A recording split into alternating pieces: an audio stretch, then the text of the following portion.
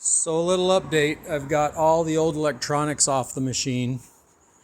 Got all the cables pulled. Customer wants me to mount the cabinet on this side of the column. It's a 24-inch cabinet, so I'll have to use unistrut and it'll hang off the back a little bit. But that's because he doesn't have access to the back side. Also what I've done is I found some information on these Accurite linear scales and created a little chart here for the scales, the Centroid DB9, the colors coming out of the Accurite cable, the original cables, if I can pull it, the original cables had these CPC connectors on them. And I wired the Centroid DB9 to match what I found online. So here's my first test. I'm going to check the scale and see if it works. If it works on the Centroid Acorn that I got, I'll plug it right into the encoder port.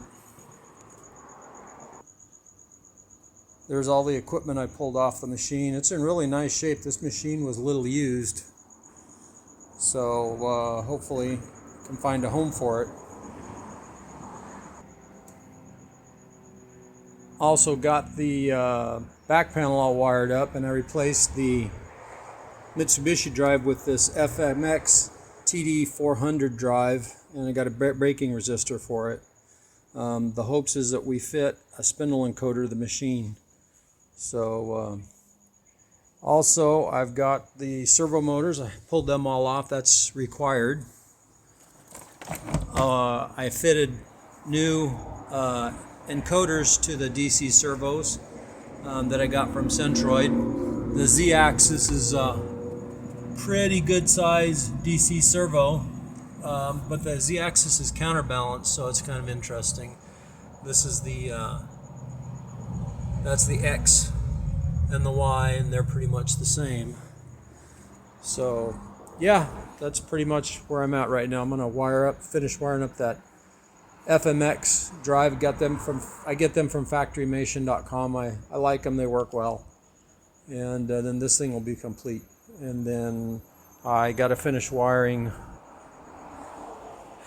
motor power and encoder cables so I can do the basic testing on the all-in-one DC. Talk to you guys soon.